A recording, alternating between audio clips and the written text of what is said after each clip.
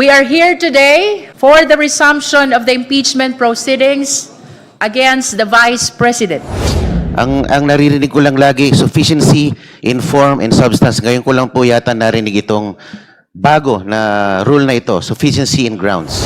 The committee should proceed with the determination of sufficiency in grounds, and we have to be able to vote on it today, Madam Chair. Do I hear a second? Second, Madam Chair. Is there any objection? Hearing none, the motion is approved. The chair declares the third impeachment complaint sufficient in ground. The Honorable Marcoleta is recognized. Thank you, Madam Chair. I just would like to manifest, since I was Chief of Staff here way back 2004 up to 2024, I've witnessed impeachment proceedings against presidents, one ombudsman, one chief justice. Pero wala pa po akong narinig na pag-uusap tungkol sa sufficiency in grounds. Ang naririnig ko lang lagi, sufficiency in form and substance. Ngayon ko lang po yata narinig itong bago na rule na ito, sufficiency in grounds. Could you please clarify me For on the this? satisfaction of the Honorable Marcoleta, please allow the chair to read Section 7 of the Rules of Impeachment of the House of Representatives adopted by the 20th Congress of the Philippines. Section 7, Submission of Evidence and Memoranda. After receipt of the pleadings, affidavit and counter-affidavits, and relevant documents provided for in Section 6, or the expiration of the time within which they may be filed, the committee shall determine whether the complaint alleges sufficient grounds for impeachment. That is for the satisfaction of the Honorable Marcoleta. May I know, Madam Chair, when the rules were promulgated? This not has furnished a been the copy. rules of impeachment of the 19th Congress, which the 20th Congress adopted. So it's not new. Hindi po siya bago. This has been part of the previous rules, which were used during the past impeachment processes. Opo, kasi bago lang po sa akin yung sufficiency in grounds. Hindi ko po narinig yan sa mga dating proceedings. Yun lang po. Salamat po.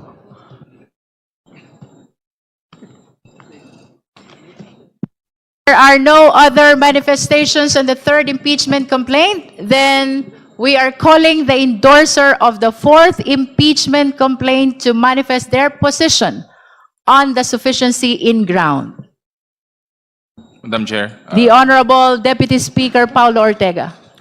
together with my co-endorser, the Honorable Bienvenido Abante, batay naman po sa ating manifestation at waiver po na pinadala, nakikita naman po natin na wala pong direktang mga sagot at puro general allegations, general po na denials lang po yung sagot at kahit anumang kasunod dito o dagdag ay magkukos lang po ng further delay. So I submit, Madam Chair. Thank you. We've heard the position of the endorser of Cabrera et al. Complaint. The floor is now open for manifestation of the justice members on the sufficiency in ground of the fourth impeachment complaint. Madam Chair. The Honorable Ridon. Na-deliberate na po previously yung ilan po sa mga punto on due process and yung pong kawalan po ng ultimate facts, supposedly. Yan po yung posisyon ng answer ad cautelam ng atin pong pangalawang Pangulo. Hindi ko na po yun uulitin dahil clearly no due process violations had been done against the Vice President. This is precisely her opportunity through this answer to undertake all of these due process mechanisms. Pero she did not avail of it and had in fact submitted what we deem as a non-answer. So yun po yung una on due process. Secondly, on ultimate facts, yung pong mga kasama natin kanina, binanggit na ho nila na hindi ho totoo na wala pong pagbanggit ng ultimate facts on confidential funds, on the death threats against the President, the First Lady, and the former House Speaker, yung po usapin ng SALN all of the documentation, all of the evidence had been submitted by the two complaints at ito po yung mga papatunayan in each and every step of the proceeding. So hindi po ito totoo na wala pong ultimate facts. But as a final point, Madam Chair, gusto kong banggitin yung binabanggit nilang double standard ng komite sa papatupad ng atin pong rules on the President's impeachment and on the Vice President's impeachment. Hindi po totoo na meron pong double standard dito. Kasi wala akong pwedeng paghambing on how the committee had undertaken both impeachment proceedings. Kasi sa una't una, in the President's impeachment, ano ho ba yung laman nung po mga submissions doon po sa impeachment complaint ng particular po ng mga binasurang complaints? Una, karamihan po doon mga news articles lang po yung binabanggit po nila. Pangalawa, meron po doon binabanggit na ebidensya, unauthenticated video document. Ibig sabihin, walang affidavit yung po nga submission po ng ebidensya po na yun. But as compared to the Vice President's impeachment complaints, ano yung pinag-uusapan natin ebidensya at dokumentasyon sa bagay po na ito? Una, COA reports relating to the misuse of confidential funds, notice of disallowance, ordering the Office of the Vice President to return ito pong at least 70 million in a supposed misuse of confidential funds. Second, yung pong video documentation of the press conference of the Vice President, kung saan siya po ay nagbanta laban sa Pangulo, First Lady, at dating House Speaker. Video documentation kung saan sinasabi niya na gusto niyang pugutan ng ulo ang Pangulo ng Pilipinas at iba pa hong mga katulad ng mga video documentation. Pangatlo, pagbabanggit po ng Statement of Assets, Liabilities, Net Worth ng atin pong pangalawang Pangulo, kung saan pinag-uusapan po yung paglobo ng kanyang yaman from 7 million in 2007 to 88 million in 2024.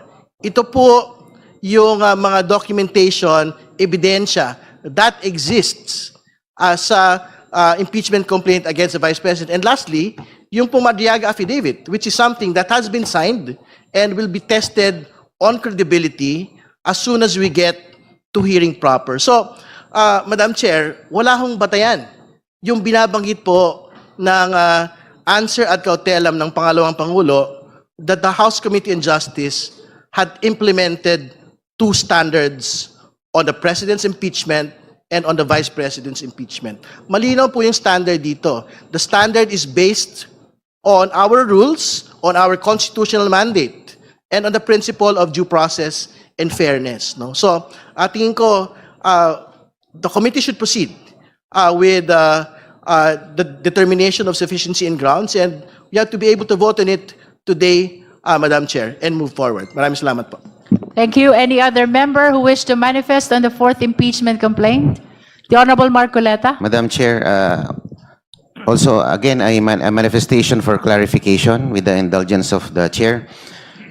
Akin pong hinihiling ang clarification ng komite kaugnay ng aplikasyon ng Section 7 ng ating rules on impeachment, particular kung kailan eksaktong nagta-transition ng komite mula sa determinasyon of sufficiency in grounds patungo sa conduct of hearings at reception of evidence.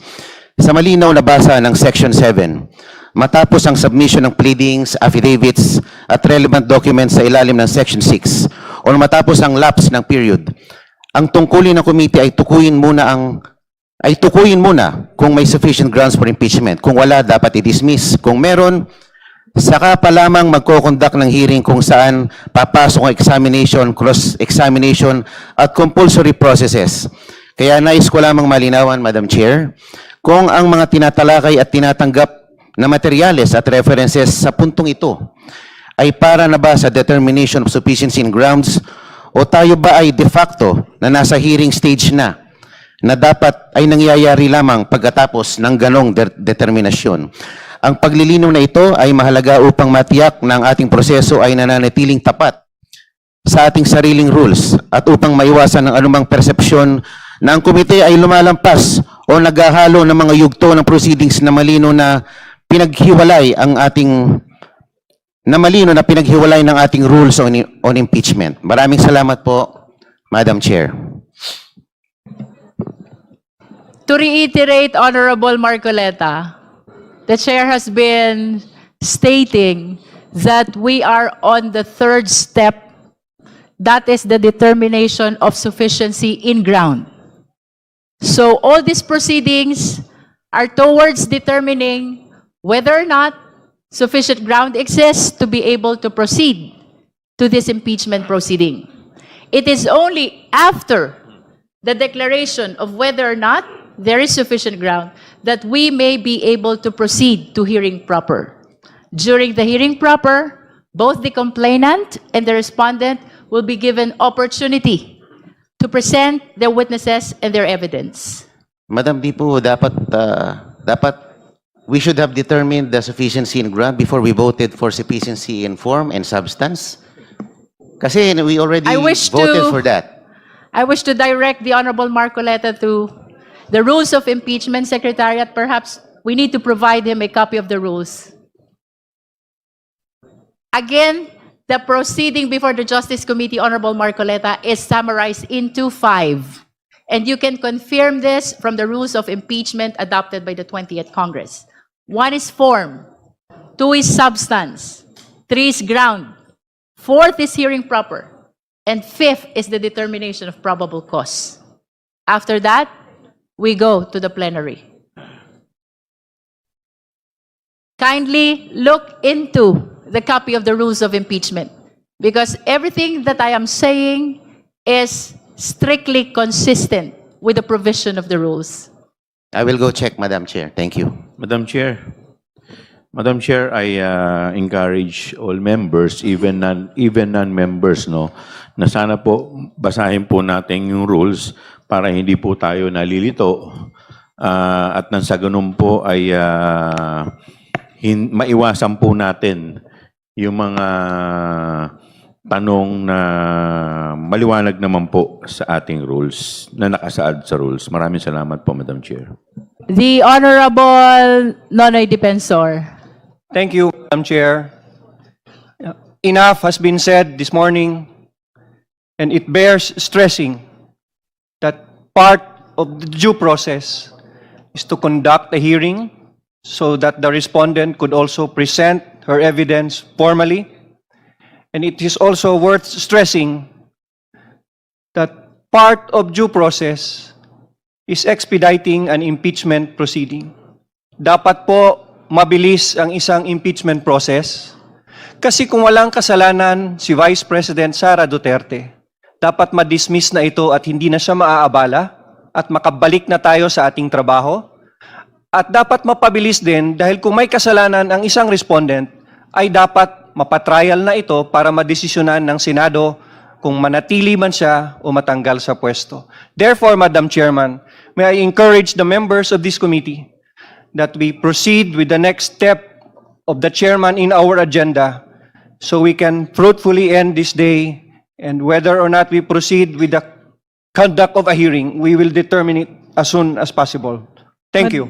Honorable Defensor, would you like to move that we proceed to voting? Madam Chair, I move that we decide to declare the third impeachment complaint as having sufficient grounds to conduct a hearing. Is there any second? Second, Madam Chair. Is there any objection? Madam Chair. Hearing none. Madam Chair, Are you objecting, Honorable Rodriguez? I am bringing out Section 7. Section 7 precisely provides for determination of sufficiency of grounds, not complaint. While sufficiency in complaint in substance and form, we have to go one by one. I will read now Section 7 because we have to vote on the grounds. And what are these grounds? 6 in the third complaint, 5 in the fourth complaint. Section 7, submission of evidence and memoranda after receipt of the pleadings affidavits and counter affidavits and relevant documents provided for in Section 6, or the expiration of the time within which they may be filed, the committee shall determine whether the complaint alleges sufficient grounds for impeachment. So we are going to go into grounds because that will be what will be heard in the committee. So I think we should go one by one so that we will be able to comply sufficient grounds. So I move. Honorable the chair. Rodriguez, I encourage that we revisit the wordings of Section 7 because contrary to the opinion of the Honorable Rodriguez, what is being declared as sufficient or insufficient in ground is the complaint and not the grounds alleged in per complaint. Going back to this provision, it says the committee shall determine whether the complaint, it is the complaint, which is the subject matter of the declaration of the sufficiency in ground, whether the complaint alleges sufficient grounds for impeachment. Earlier, the chair manifested that the committee is welcoming the manifestation per ground. But indeed, if we go back to the provision of the rules, the declaration has to be on the entire impeachment complaint. Madam Chairman, may The I... Honorable Defensor, may I- there is a pending motion. May I reiterate or amend my motion? I move to declare that the third impeachment complaint has sufficient ground or grounds to conduct a hearing by this committee. There is an amended motion to declare the third impeachment complaint, the Zabalia et al. Impeachment complaint, sufficient in grounds. Do I hear a second? Second, Madam Chair. Is there any objection? Hearing none, the motion is approved. The chair declares the third impeachment complaint sufficient in ground. Madam Chair, The Honorable Deputy Speaker Janet Garin. I move to declare and approve the sufficiency of grounds for impeachment of the fourth impeachment complaint, the Cabrera complaint. There is a motion to declare and approve the sufficiency in ground of the fourth impeachment complaint, that is Cabrera impeachment complaint. Do I hear a second? The same has been seconded. Is there any objection? Madam Chair, a manifestation. Is this an objection? No, it's not. But we'd Can like we to first manifest- rule on the motion? We just first manifest that when it's true, it says complaint whether it has sufficient grounds. The adjective sufficient should be the one controlling, that the grounds should be the ones discussed. But I would just like to state that in this fourth impeachment complaint, I find two to be sufficient, the three are not. So that is my manifestation, but I have no objection. The manifestation of the Honorable Rodriguez is noted by the committee. Hearing no objection, the chair approves the motion. The fourth impeachment complaint is declared sufficient in grounds. At this point, honorable members of the Justice Committee, we declare the conclusion of step 3. We declare the conclusion of the determination of sufficiency in grounds. Now, we proceed to step 4. That is the hearing proper. And in line with that, I wish to add that the evidence and witnesses which will be presented by both parties during the hearing proper will be part of our consideration in the determination of probable cause in our step 5. Having said so, the chair announces the predetermined schedule of our hearing proper. This includes March 25, 2026, April 14, April 22, and April 29, 2026. These are the initial dates for our hearing proper. Likewise, the chair places on record